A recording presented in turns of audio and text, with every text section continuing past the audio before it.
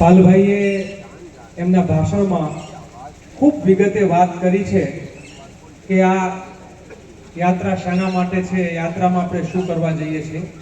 હું તો સૌ ગુજરાતવાસીઓને આપ સૌ અહીંયા જે આવ્યા છો એ લોકોને એટલું જ કહું कि तू जिंदा है तो जिंदगी की जिद पर यकीन कर, अगर कहीं है स्वर्ग और अगर कहीं है न्याय तो उतारला गुजरात में.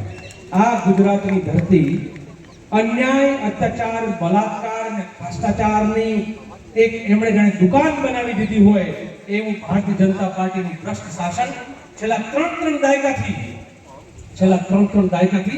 ગુજરાતની જનતાને, ગુજરાતના માસૂમોને, ગુજરાતના નિર્દોષોને મોતના મુખમાં ધકેલી રહ્યું છે. એને જાણે એમ અજગર ભરડો ભરે ને એમ એ રીતે ગુજરાતના શાસન ઉપર એ લોકો એવો ભરડો ભર્યો છે કે જેના કારણે આજે ગુજરાતના આદિવાસીઓ હોય, દલિતો હોય, આમ જનતા હોય, સામાન્ય માણસો, નોકરિયાતો દરેક વ્યક્તિ પીડિત છે.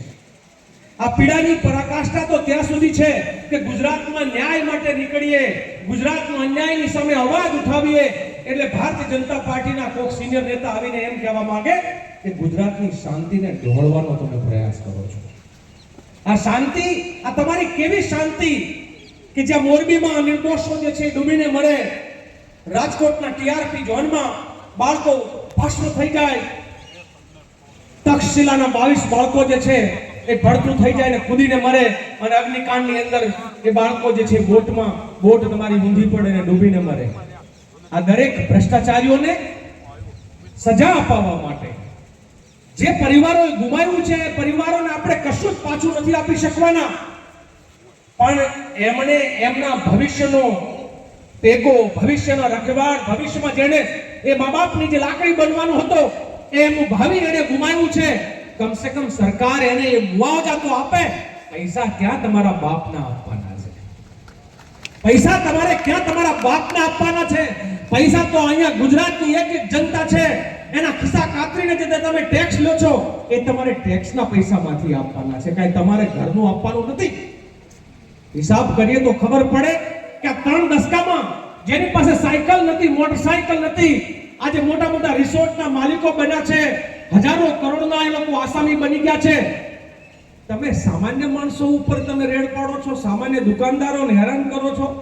ગુજરાતના ભારતીય જનતા પાર્ટીના એ કોર્પોરેટરથી શરૂ કરીને ચીફ મિનિસ્ટર સુધી બનેલા વ્યક્તિઓ, એ ભાજપના એ સામાન્ય માણસમાંથી સંસદ અને મિનિસ્ટર બનેલા એ લોકોના હિસાબ તપાસવાનો. સામે એક ખાતરી સાથે, ગેરંટી સાથે તમે ન્યાય માંગવા નીકળો ત્યારે તમે ચોખ્ખા હોય એ બહુ જરૂરી છે.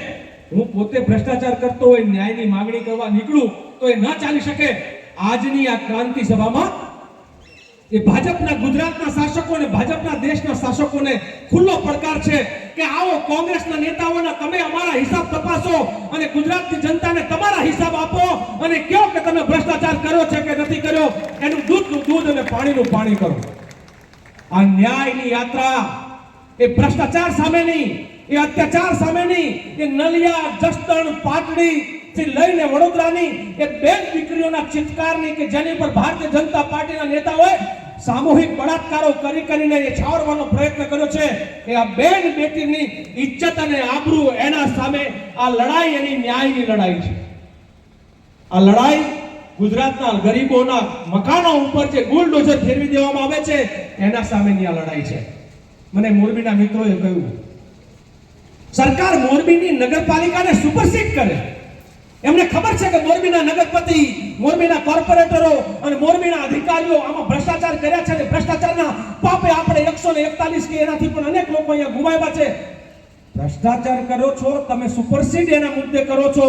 એક એફઆઈઆર કરવાનું તો પાણી બતાવો. તમારામાં પાણી ના હોય, તમારામાં પાણી ના હોય તો અમને ખબર છે કે આ દેશના હમણાં નવી બનેલી અપંગ સરકાર કે જેની એક ઘોડી નાયડુ અને એક ઘોડું પેલો નીતિશ, એક ઘોડી, બે કાંખમાં બે ઘોડી લઈને તમે જે સરકાર ચલાવો છો ને એ સરકારને પડતા વાર નહીં લાગે. જેદી એ સરકાર પડે એદી ભાજપના બધા જ ભ્રષ્ટાચારી નેતાઓ જેલમાં જાય અને ત્યારે ખબર પડશે કે તમારો ભ્રષ્ટાચારનો આંકડો કેટલો છે.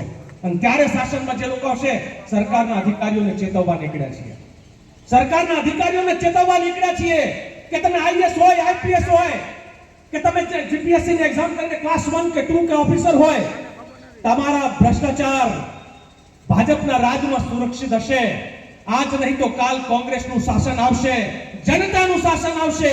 અને જે દિવસે આ જનતાનું શાસન આવશે ને, ત્યારે તમારા ભ્રષ્ટાચારી અધિકારીઓ છે એ જેલના સળિયા ગણતા હશે.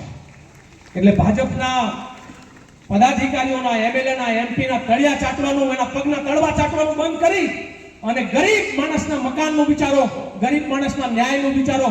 તમે સત્તાની ખુરશી પર બેઠા છો, સત્તાના મદમાં એ ભાજપના ચાપલુસ થવાના બદલે ગરીબોના બાળકો શું ખાશે, શું ભણશે, એના જીવન કેમ ચાલશે, એની ઉપર થતા અત્યાચાર અને અન્યાયની સામે તમારી સત્તાનો ઉપયોગ કરીને બતાવો તો લાગે કે તમે એક માણસ તરીકે જીવો છો, બાકી તમે ભાજપના ચાપલુસની જેમ જીવો છો.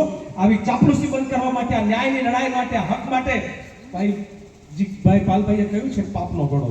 તમે સૌ જાણો છો, મારે તમને પૂછવું છે, ભાજપના પાપનો, ભ્રષ્ટાચારનો, અન્યાયનો, અત્યાચારનો આ પાપનો ઘડો ભરાઈ ગયો છે કે નહીં ભરાઈ ગયો? અને પાપનો ઘડો ભરાય તો એ પાપનો ઘડો ત્યાં જઈને ફોડવો જોઈએ કે ના ફોડવો જોઈએ?